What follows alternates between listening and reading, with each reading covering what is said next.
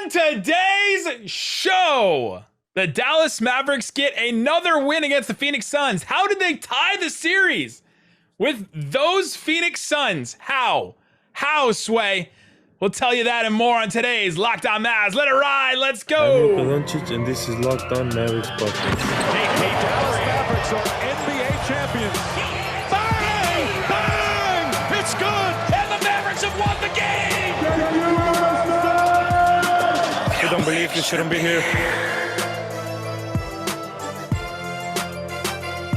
Let it ride. Let it ride. Let it ride. 2-2, baby!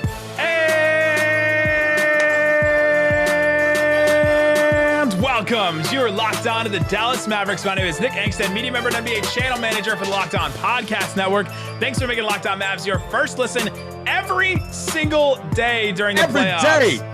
We are free and available on all platforms, including YouTube at Locked On Mavericks, where the best way to help grow the show is to comment below. Comment, let's go Mavs below. Comment, I don't know, Booker flops below. Comment anything below. Go to Locked On Suns and comment, let's go Mavs over at Locked On Suns. Go do that. We got dogs in the house. That's where YouTube's where it's at. And joining me, as always, my co-host, writer, and contributor at Mavs.com, the dog dude, the one more thinking. What you got for me, Isaac Harris? We got a series, baby! Let's go! Who would have thought? I'm going to do the Paul Rudd. Paul Rudd, baby. Look at us. Who would have Paul thought? Not me. Not me. Look at us. Who would have thought? Honestly, I did not think that they would be in this situation. I'm just blown away that the Mavericks won those two games. Let's go, baby. And you know what? Shame on me. Shame on me for thinking that, because shame. Where's shame. I don't have the Tottenham shame drop anymore. Shame on me, because this Mavericks team has proven all year to be resilient and to bounce back from stuff. And the only time we feel like one of the reasons why this Mavericks team was so maddening at times during the season is because when they lose, they beat themselves, which is what the Suns team is doing as well, right? Like the Suns team, they beat themselves too. They're just an incredible team, and we'll talk all about that on today's show. But this Mavericks team, they didn't lose 3 games back to back, only 3 times this year, and they were all in the first month of the season. This Mavericks team only lost back-to-back games a couple times, and some of them were really stupid, like the Thunder and Magic games back-to-back, right? Like where the team just beats themselves. This Mavericks team has proven to be resilient. They've had the most comebacks from down 10 points in the NBA this year. And it's just been incredible to watch them these last 2 games, because we got ourselves a series, Isaac. They go, they come home, they have that game 3, and it's like, hey, if they're gonna win a game, it's this game, right? Like it's game 3, yeah. Season's on the line. Season's on the line. The back's against the wall. If you're Phoenix, you kind of see it too. It's like, all right, we just, we're the best team in the league. 64 wins. We're shooting the lights out, and Dallas wins that game 3, and you're like, all right, that's the game. I wasn't as confident. I was with you. I wasn't as confident in this game 4, because it's like, all right, Chris had a down game. Like all those, things happened the other day for that game 3, and they shoot beneath 50%. They haven't done that all, playoffs so far. They lost their first game in game 3 with a healthy team with Booker and stuff, because they lost those 2 games against the Pelicans when Booker set out. And then Dallas comes in here, this game 4, and says, we're going to throw it back to 2011, baby. Mother's Day Massacre 2.0. 2.0. I don't know if a 10-point win is a massacre, but it was definitely a win on Mother's Day in the playoffs against the team that went to the finals last year. So on Mother's Day. That was just so fun, that whole storyline with it. But hats off to this Dallas Mavericks team, man. They're so close-knit. Their team chemistry is just off the charts. And how they played today to get back into the series of, some people throwing out the whole gentleman sweep and all that after they won. How about all the Suns fans chanting Suns in 4 after game 2? We should have clipped that for this pod, the Suns in 4 chants, but just we have a legit series now. The series is at least going 6 games. It's coming back to Dallas on Thursday night. That place is going to be rocking and insane. And now Dallas, they just got to steal one in Phoenix. Speaking of the crowd rocking, this was this is the first playoff run I've been able to cover in person. This was the loudest I've heard the home crowd. It was from the jump. People were ready. People were in. They were like booing Chris Paul when he got announced. They were booing Devin Booker when he got announced. Chris Paul got that first foul like really early in the game. And there was just cheers, just overall cheers overall. That Chris Paul foul was like, what was it? It was 11 minutes and 34 seconds. It was literally 30 seconds into the game. And he got that foul and everyone's just cheering and screaming. And man, it was one of those. And now you can look at this series and say, okay, well, their game 3 wins. Some people may say, oh, that was a fluke. Okay, well, now you can't say 2 wins are a fluke, right? And if you see any Suns fans or Suns media or people like that saying, oh, it's a fluke. 2 games is not a fluke. This team earned these wins. They got there. And it's incredible to watch this team. And I go back to the thing we said before this series. This Suns team is really, really good. Really, really good. Like some people were saying, why aren't we talking about this Suns team as one of the best teams of all time, possibly? It's not going to be, but up there with like one of the 20 greatest teams we've seen. Yeah, like regular season. Yeah. Regular season, for sure. They were top 3 in offensive rating and defensive rating. And so we said, hey, this is going to be a tough series. Any success the Mavericks have against the Suns, you should be celebrated. And we should be happy for their achievement. And like they've accomplished something. Basically, they've accomplished something big if they can do anything against the Suns team.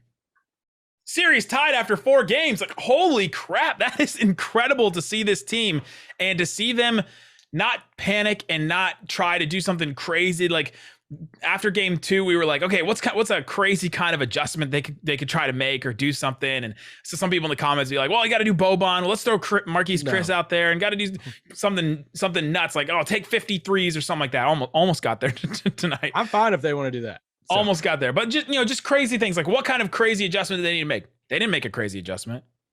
They didn't panic. They didn't do anything that was completely out of their depth or out of their realm, right? Like, they tinkered. They made some adjustments. They tinkered. They adjusted a little bit, but they stuck to their game plan and stuck to the thing that has helped them be this resilient team all year. Yeah, and I mean, just to see Luka lead this team, to see Brunson and those guys, the 3-point shooting. We'll talk, more about the role players, and y'all know we're gonna have some love for Dorian coming up. Because if you've been listening to this pod for a while, do you know how much we love Dorian Finney-Smith? This is our guy. There's only a few players on this team that I've written multiple like long features about, and it's been Jalen Brunson and Dorian Finney-Smith since he's been in Dallas, and I freaking love Dorian. But anyway, okay, gotta calm that down for a sec. They played, they started playing Frank over Josh Green. They started switching some stuff up with defense and trying to preserve Luka some. I thought, what they did in, the second quarter a little bit, they went on a run a little bit without Luka. They held their ground, at least kept the ship afloat without Luka. It allowed Luka to sit a little bit longer. He came back like 5 minutes ago in the second. Luka only played. Yeah. No, I was just going to say he only played 37 minutes in this game, when it was like 44, like game 1 or something. So yeah, just hats off to the coaching staff. Just the teams fight through this. It felt like you watched this game. It felt like every loose ball they were getting, they out hustled Phoenix. I know there's a lot of conversation about referee and all of that, but the hustle factor, like that was purely Dallas tonight. And if you're going to talk about the referees, and we will a little bit in this, but like the Suns had their chance to win this game. The Mavs went like ice cold in the second half. And they shot 6 of 20 from 3 in the second half. They shot 38% overall in the second half. Only took 6 free throws in the second half. So it's not like the refs handed a team like 20 free throws to one player in like a finals or something like that. It's not like something like that happened. Why would that ever happen in the NBA? But that would never happen. I mean, you look at personal fouls tonight. Phoenix at 25. Dallas at 21, free throws, Phoenix at 18, Dallas at 19, just one more than that. That doesn't tell the full story, but I thought a Jason Kidd quote post game was absolutely incredible, saying, hey, Chris Paul's, across the court over there, we're learning from the best. And happy birthday, CP.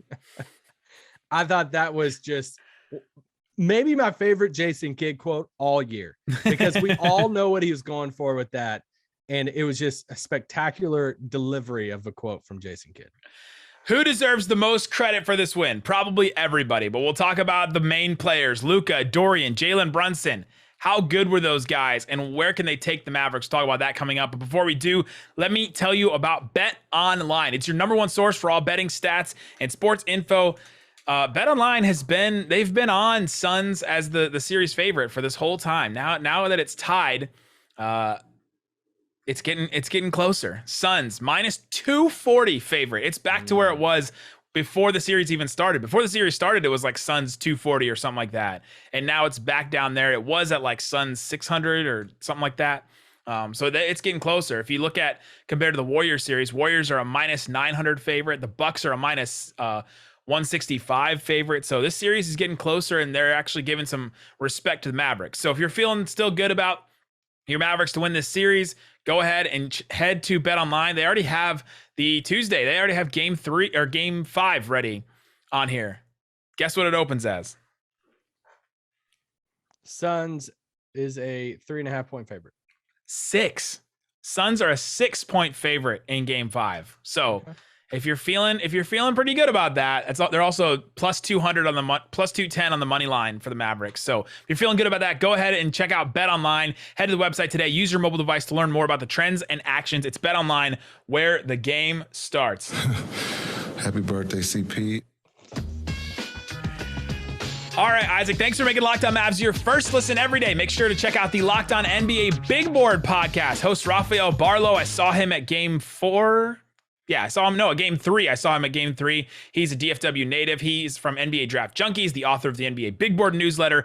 Everything NBA draft that you could want. Mavs draft, Richard Stamen is on there with him weekly.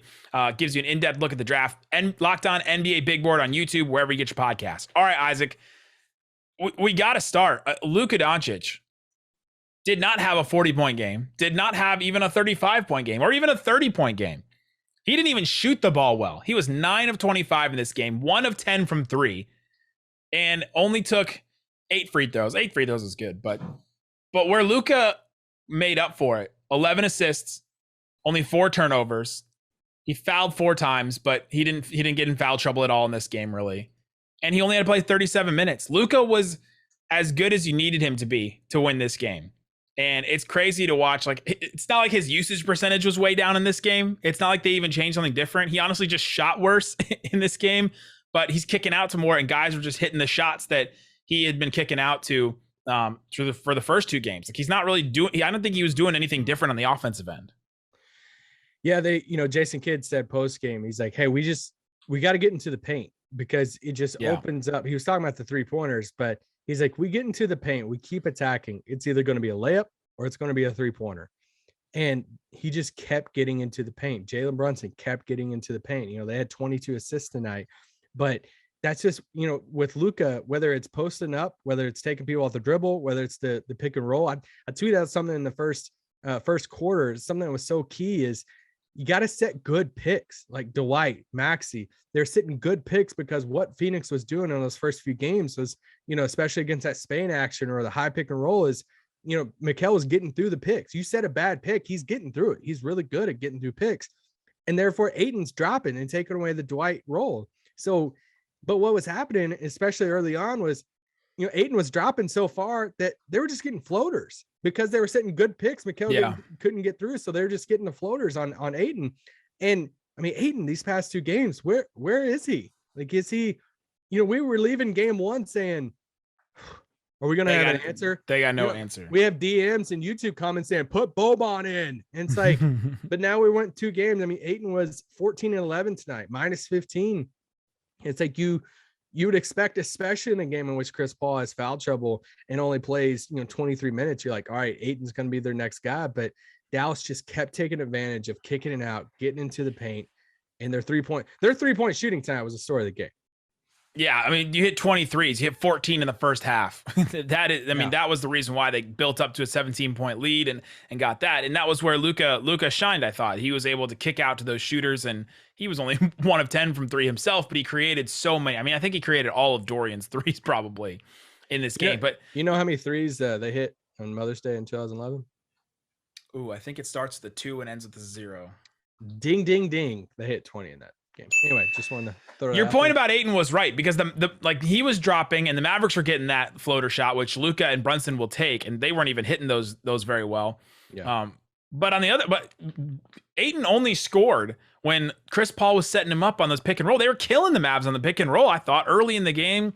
And then at the end of the first quarter, they started to, like, they were just feasting on that Bullock-Maxey. Bullock and Maxey were switching on that screen between, with Chris Paul and Ayton. And when Maxey was on Chris Paul, it was the same thing that was happening in games 2 and 3, where Maxey's on Chris Paul, and then all of a sudden Chris Paul has, a jumper, and he can just hit over the top of him. And him and Ayton were really feasting on that matchup.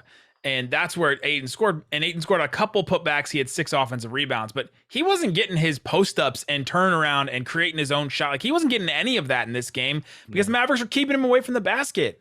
They were keeping him, and they also were disrupting any kind of passing from the guards to make an entry pass, right? They made it really hard for guys to make entry passes in this game too. The Mavericks lost the rebounding battle tonight. Just wanted to throw it out there. They were winning it at one point, but it's 2 games in a row in which they've lost the rebounding battle, and they've won both these 2 games. Just wanted to put that out there, but I don't think they're looking for him as much either. It's kind of weird. I thought game 1 especially, they're really trying to go at it a lot and try to get him touches. Well, and he only played 33 minutes. Like, why is he not? Yeah. Why is he not playing more? Is it fitness? I mean, he only had. What, 1 foul? He had 1 foul in this game, in a game where everybody was just getting fouls all over the place. Like, if you were trying in this game, if you were involved in this game in any way on both sides, you were getting a foul doing something, and Ayton only had 1 foul. Like, I think that's a negative on his part, because it just shows he wasn't getting involved. And the Mavericks did well to pull him out of the paint on defense too, where he wasn't getting involved defensively either. It was sort of it was kind of like a Gobert problem, where the Mavericks were playing Maxey a lot, and he had to go out and guard Dorian, or he had to go out and guard Maxey, and they were able to pull him away from the paint a little bit, and he wasn't really involved in offense or on defense for most of the game. Well, just making him close out, I mean, that's huge. Especially, for this team tonight that, I can't remember if we talk so much off the pod when we're not recording. I can't remember if it's on the pod or not, but we said on yesterday's either podcast or on our Zoom, we were joking between each other. We're like, man, the Mavericks still haven't had their 3-point barrage game yet, and they still haven't had one of those games. Well, ding, ding, ding. Here it is. They shoot this. I mean, this is the story of the game, really. But they've honestly got their threes all series, though. Like, this is this thing we've been talking about. Like, they had, they had 16, I think, in game 1. They had 17 the other night. And, they hit 20 tonight, but they attempted 44. Shoot more threes. Like, this shoot at least 43s. It's not the same in this series. I realize that, but keep on shooting. This Mavs team has to keep on launching these 3-pointers, and you just bet on the percentages, because these guys are good 3-point shooters, and Reggie and Dorian, these guys. And I mean, and what's good about that, and they're not really forcing it, but when they find somebody that's really hot, like Dorian, they'll start going to him more, and he'll take 12 threes in a game instead of 5 or 7 or something like that. Or, Bertans, he got 6 3-point attempts this game because he was hitting, right? When it's finding that hot hand, and they have in these playoffs. They found it with Maxey one game, they found it with Bullock one game, Dorian this game, Bertans now. Like, they'll find Brunson was one at one point. They'll find the hot hand from somebody, and it's just getting up enough of them to try and find who it is. Dorian said this post game. I thought it was a really cool quote. He said, it feels good to be in that company. He was talking about joining Jason Terry, 3-point postseason record, all that. He said they yelled at me. Wait, so he tied Jason Terry for most threes made for a Maverick in the playoffs? Well, he's 1 3-pointer shy of a franchise postseason 3-point record held by Jason Terry. Dang. So he says, they yelled at me because they drew up a play for me after I hit a 3 and I didn't shoot it. He said, but LD told me after I'd hit 5 threes that you're about to get some more. He said, when LD tells you that you're about to get some more threes, I figured it was going to get some. Like, that's really cool. That gives you a little bit of insight, like their relationship, that Luka's going to him saying, hey, you got 5, I'm about to get you some more, because Luka knows he can generate people 3-pointers. Like, it's like easy. He can make that stuff happen. And tonight, for all the crap that some of these role player shooters get from some of the fans sometimes, it was really cool to see a guy like Dorian. I mean, we just love Dorian. I feel like we go on the spiel so many times of just his story, story from undrafted to where he is now. He hits 8 of 12 in this, he even joked about it in the post game. He said, man, I talked my stuff. And he said, I was talking my stuff when it was ugly too. Like talking about his shot, because his rookie season, man, he struggled with it. The form was off. First 3 years, he was a 30% 3-point shooter. Yeah. And just to see, man, his fight, just to where he is now. And, we're sitting here on this podcast the day he signed that extension earlier this season saying, man, this could be a steal. Like, what can you, I would almost be more worried about Dorian right now than JB if Dorian didn't sign an extension and he was going to be an unrestricted free agent. What money he would be getting, because I mean, like, I don't want to lose that man. Like, we can't lose that man. I saw a Hornets writer quote tweet, like Clutch Points was even tweeting out Dorian's 3-point shooting, and I'm like, when Clutch Points is tweeting out something that you did, like you're doing something, and a Hornets writer quote tweeted it and said, yeah, with Dorian, what a great development story, blah blah blah, would love to have him on the Hornets. And I almost was like, F you, like, get out of here. Like, there's no way you're getting Dorian away from this team. So glad he signed that extension. But literally every NBA team would want Dorian, right? You could go through and say, well, maybe one of these wouldn't want Brunson, but every single NBA team would want somebody like Dorian Finney-Smith. Yep. And the Mavs rightly kept him around, developed him enough, and saw something in him early on to say, hey, we're going to invest in this guy. And it's just been incredible to watch his growth. Hit 8 threes, was leading the Mavericks in scoring for most of the game. Luka finished with 26. He had 24. And he guarded Booker and Chris Paul the whole dang game. Yeah. Picked up Chris Paul from full court when Bullock was out for a stretch there. He was doing everything for the Mavericks. And in a game where a ton of people were getting called for a ton of fouls, he only had 2 in this game. Yeah. Like, hats off to Dorian. Like, game ball. Give him the game ball. For those of you who still have like a Merriam-Webster's dictionary, you pull it out off your bookshelf. You just Google it or use the app. Okay. I'm just saying if somebody still has a physical copy, if you pull that thing off your shelf and you look up 3-and-D, dust it off, NBA player, you're gonna see Dorian Finney-Smith's face. The 3-and-D role player that every team needs to play winning basketball at the highest level.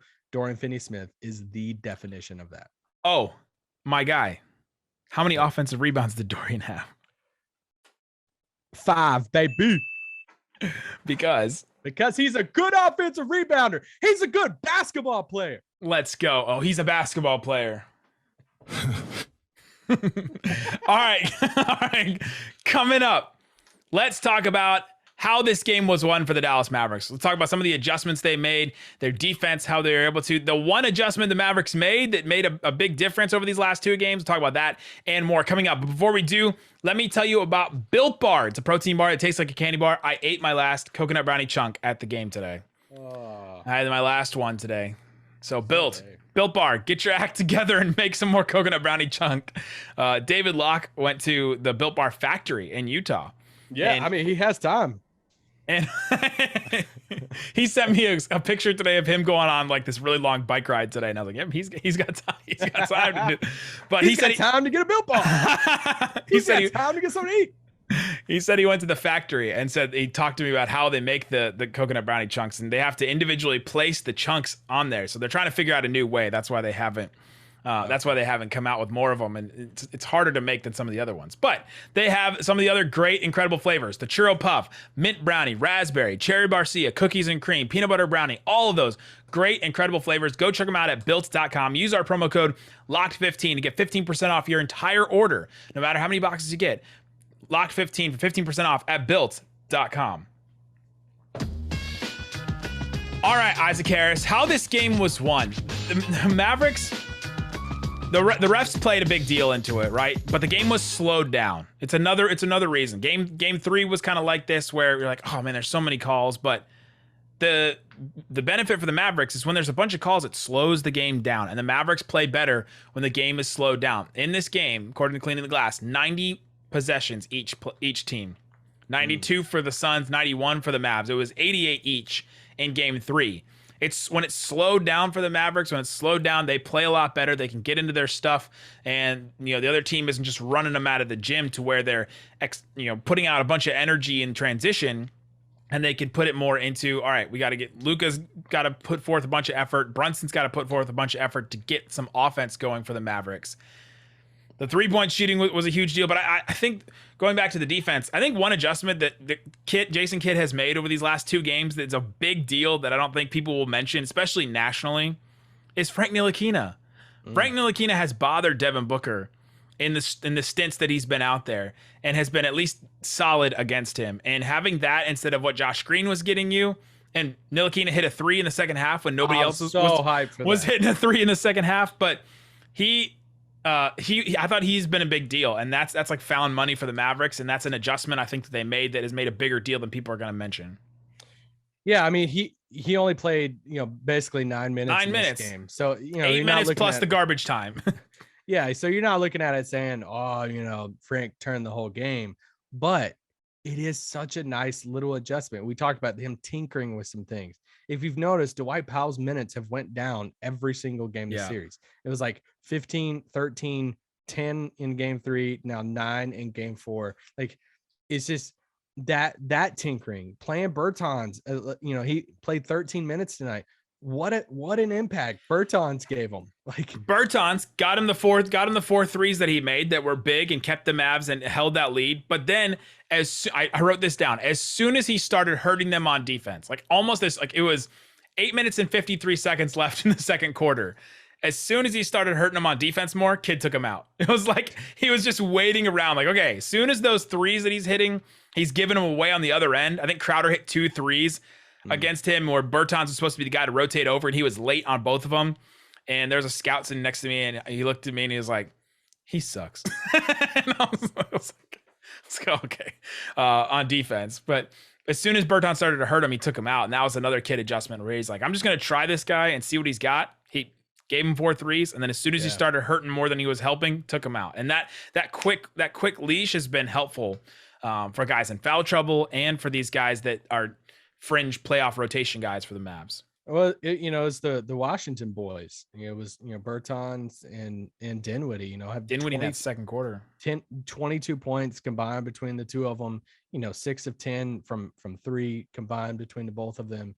Like that, they had that stint there in the second that allowed Luka to rest a little bit and come in later in the second because they were scoring. They had all the confidence. And shout out to the crowd tonight. Like, that crowd was behind this team. I mean, from the start. And yes, I just felt like they just like fed off the whole like crowd, the energy and everything for them to, take this game.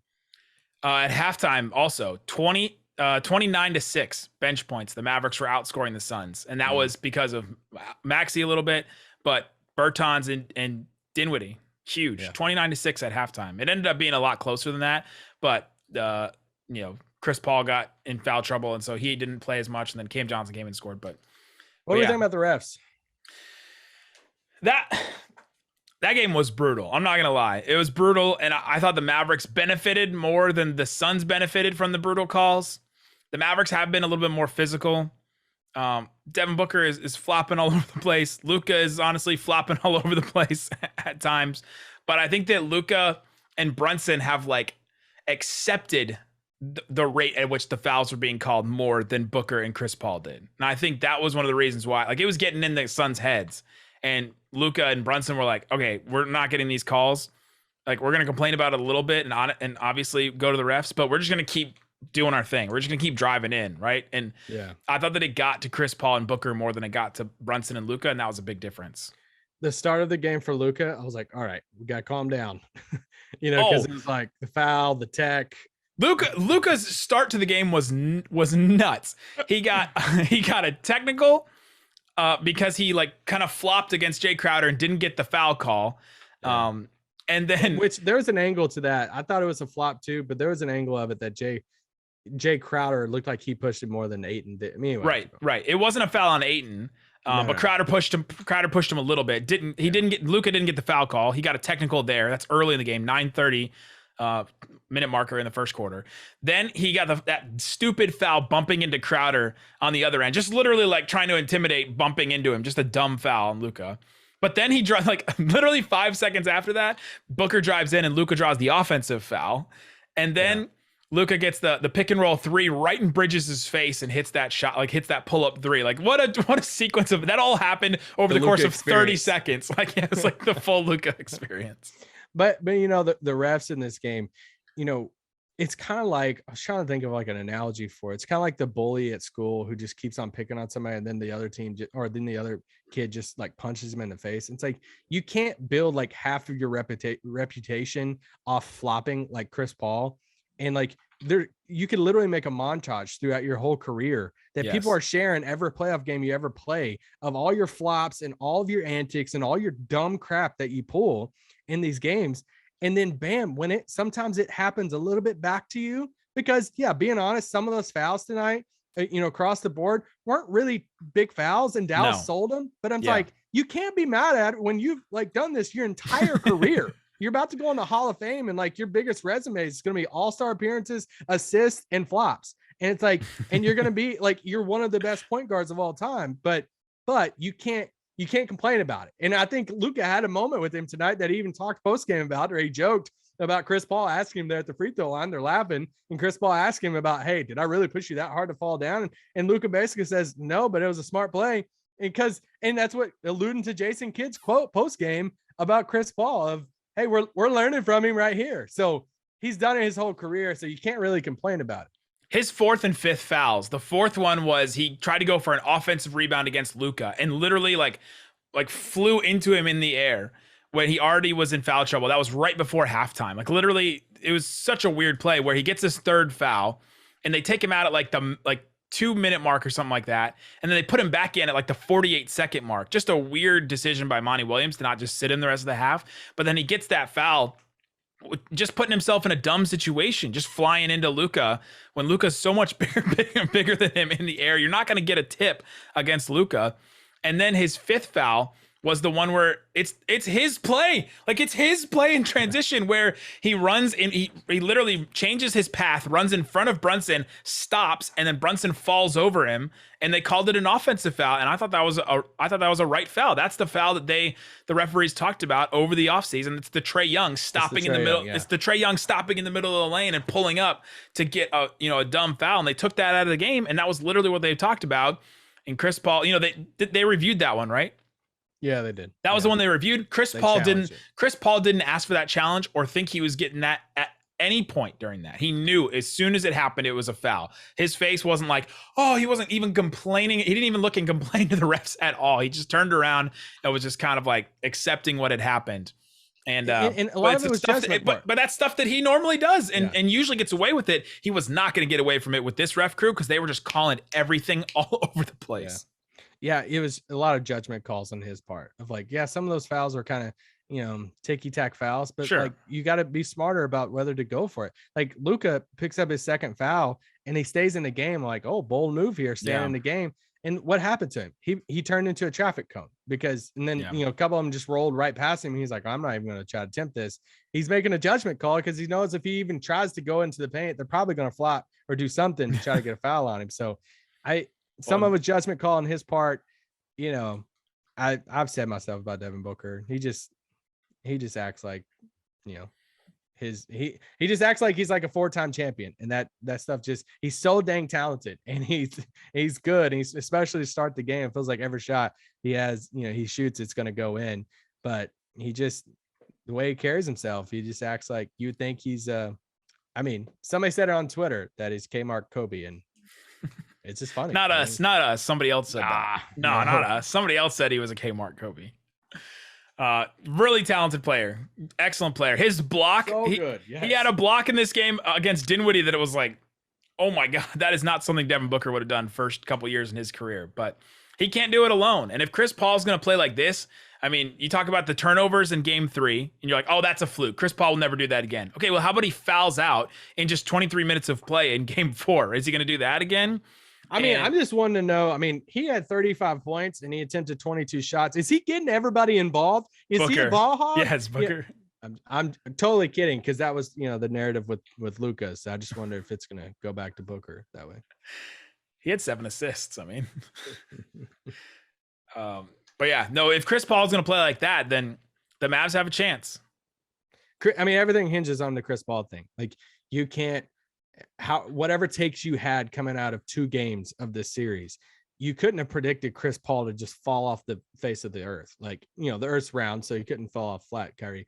But it's just the fact that he has that game in game 3, and then he comes out tonight, 5 fouls or 5 points, 6 fouls. He fouls out and all, like, he was just totally thrown off. It's wild. So does he have a bounce back game in the next one? Maybe. Going back to Phoenix now, we'll set this up for Tuesday night all the pressure goes back to Phoenix now, right? The pressure has been on Phoenix. I mean, maybe game 3, there was more pressure on the Mavs because their season was on the line. But this whole series has been like the Mavs are playing with house money, and the Suns have all the pressure on them because they have to win these series because they are the better team. And if they lose, then it's huge upset, right? It's been in Vegas the whole time. The Mavs have not been the favorite. Last thing here, it was continuing on the Chris Paul stuff.